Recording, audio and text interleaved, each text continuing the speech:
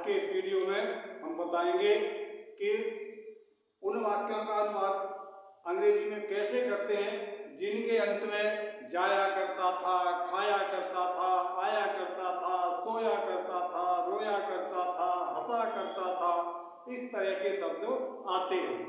तो उन वाक्यों का हम अंग्रेजी में अनुवाद कैसे करें, इसके लिए हम आपको एक बहुत ही सिंपल सा सीधा सा फंडा बताएंगे। तो आइए शुरू करते हैं। तो जिन वाक्यों के अंत में या करता था, ही करती थी, ये करते थे, जैसे खेला करता था, हंसा करता था, रोया करता था, चिल्लाया करता था, जाया करता था, आया करता था, ये सब आता है। तो ऐसे वाक्यों में क्या होता है कि कर्ता की भूतकाल की आदत प्रकट होती है।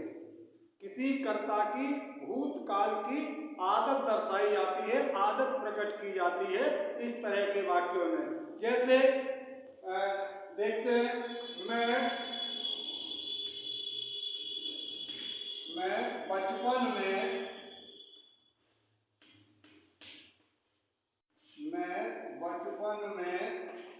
घुटनों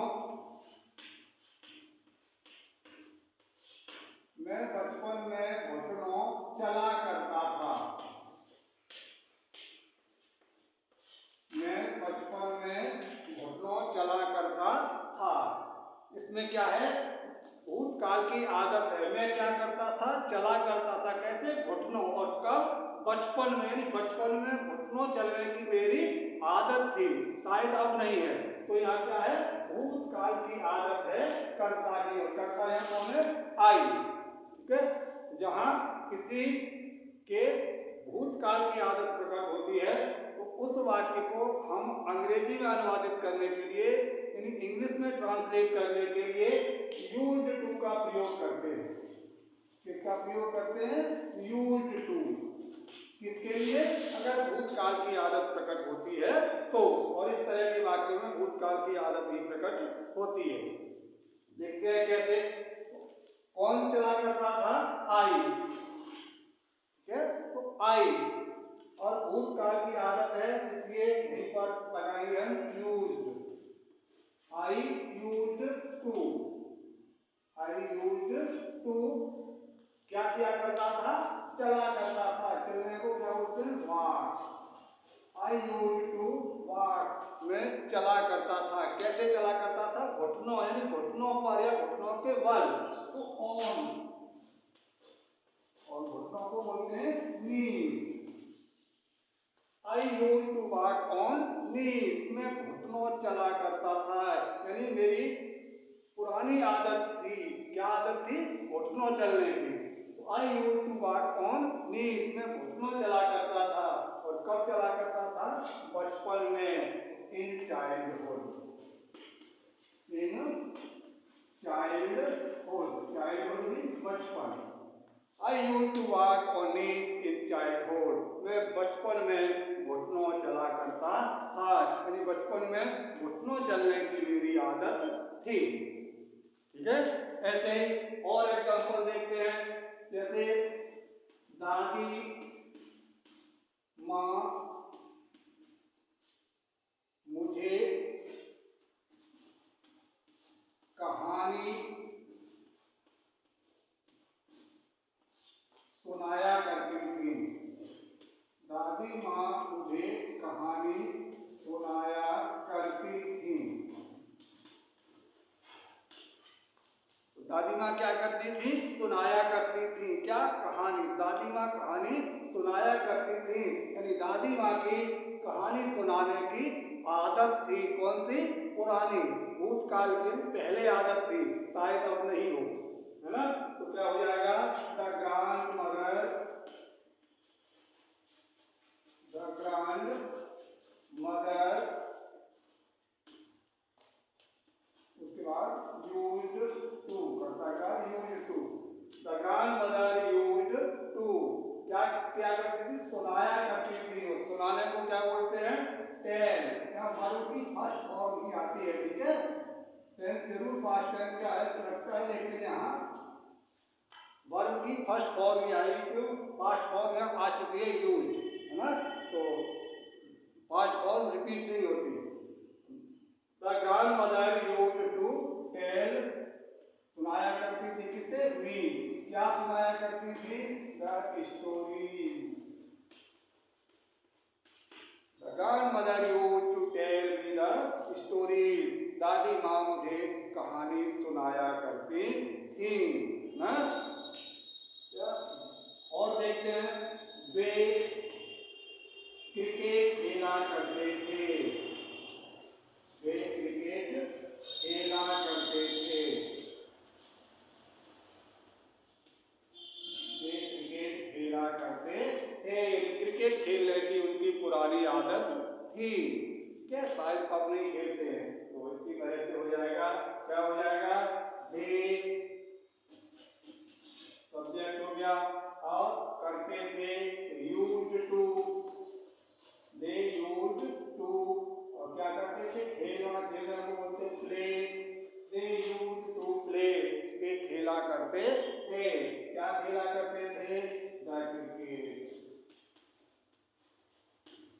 दे used to play the cricket, वे क्रिकेट खेला करते थे। यानी कि क्रिकेट खेलने की उनकी पुरानी आदत थी, भूतकाल की आदत थी। ठीक है। अब ऐसे ही कुछ सेंटेंसेस ऐसे होते हैं जिनके अंत में वाला, वाली, वाले आता है, तो उनका अनुवाद कैसे करते हैं? जैसे मेहमान आने वाले हैं, प्रधानाचार्य जी आने वाले हैं, मैं खाना खाने वाला हूँ, वर्षा होने वाली है। यानी कोई क्रिया जो है वो निकट भविष्य में होने वाली है, कोई काम निकट भविष्य में होने वाला है, तो फिर हम उस वाक्य का अंग्रेजी में अनुवाद कैसे करेंगे? उसके लिए हम जो है वाला, वाली, वाले के लिए यूज करते हैं अबाउट टू। किसका यूज करते हैं? About to. जैसे देखते हैं, मोहन आने वाला है। क्या है? मोहन आने वाला है। मोहन आने वाला है। मोहन आने वाला है, यानी निकट भविष्य में, जल्द ही, है ना। क्या आया अंत में? वाला है। और वाला, वाली, वाली अगर अंत में आता है तो फिर हम अबाउट टू का प्रयोग करते हैं। तो क्या हो जाएगा? मोहन इज, मोहन इज, और उसके बाद about to, Mohan is about to, और वर्ब की first form come, Mohan is about to come. और यही सेंटेंस अगर पास्ट में होता, मोहन आने वाला था, तो क्या करते हम? इसकी जगह बात कर देंगे, शेष तक यही रहेगा, है? मोहन आने वाला था अगर करते हैं तो क्या हो जाएगा? Mohan was about to come, है? और यही अगर हो जाए कि मोहन आने वाला होगा, मोहन आने वाला होगा, तो क्या हो जाएगा? और फ्यूचर में हम विल और शैल का प्रयोग करते हैं, तो क्या हो जाएगा? Mohan will about to come, है? देखते हैं, वर्षा होने वाली थी, है? वर्षा होने वाली थी। पास्ट में हो गया, उससे कोई फर्क नहीं पड़ता है। पास्ट में है तो बार आ जाएगा, है? प्रेजेंट में है तो इज बार रहेगा, और फ्यूचर में चला जाता है तो बात वो विल और शेल, बस इतना ही होता है, बाकी सब ये करते रहेगा। तो वर्षा होने वाली है, तो जैसा कि मालूम होगा आप सबको, वर्षा वाले वाक्यों को जब हम इंग्लिश में ट्रांसलेट करते हैं तो इट से शुरू करते हैं, तो क्या हो जाएगा? इट। ठीक है। अब ही तो वाज, इट वाज क्या था? About to, it was about to rain, it was about to rain, वर्षा होने वाली थी। और ये अगर नेगेटिव भी हो जाए तो क्या करेंगे? इज या वाज के बाद नॉट लगा देंगे। वर्षा नहीं होने वाली थी तो क्या हो जाएगा? It was not about to rain. क्या मोहन नहीं आने वाला है? Mohan is not about to rain. ठीक है, इज या वाज के बाद नॉट आ जाएगा अगर नेगेटिव है तो। और अगर इंटेरोगेटिव हो जाए, जैसे क्या मोहन आने वाला है?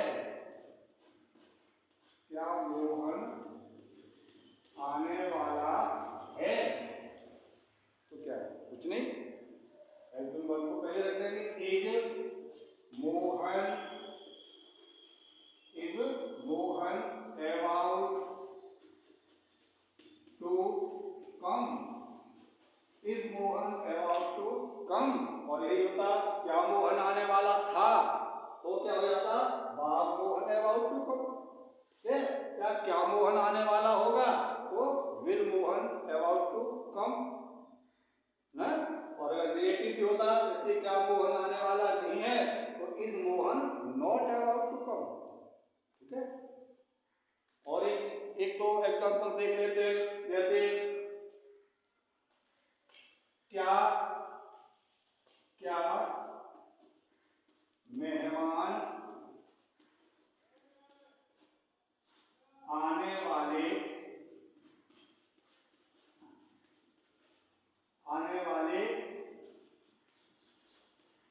नहीं थे?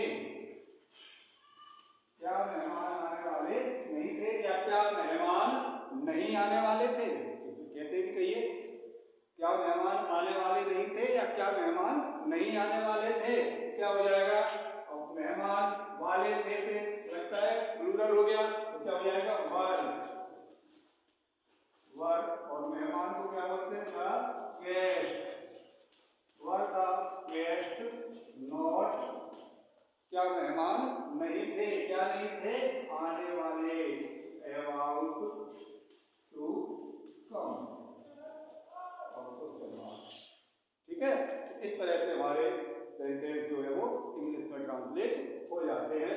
जैसे अगर हिंदी के सेंटेंस में किसी कर्ता के कोई भूतकाल की आदत प्रकट होती है, पुरानी आदत प्रकट होती है, तो फिर हम क्या करते हैं? यूज का प्रयोग करते हैं। और हिंदी वाक्यांश में वाला, वाली, वाले आता है अगर, यानी कोई काम भविष्य में होने वाला होता है, तो फिर हम अबाउट टू का प्रयोग करते हैं। तो और दोनों के ये एग्जाम्पल आपके सामने है। इस तरह से हम हिंदी से अंग्रेजी में अनुवादित कर देते हैं। आज के लिए बस इतना ही।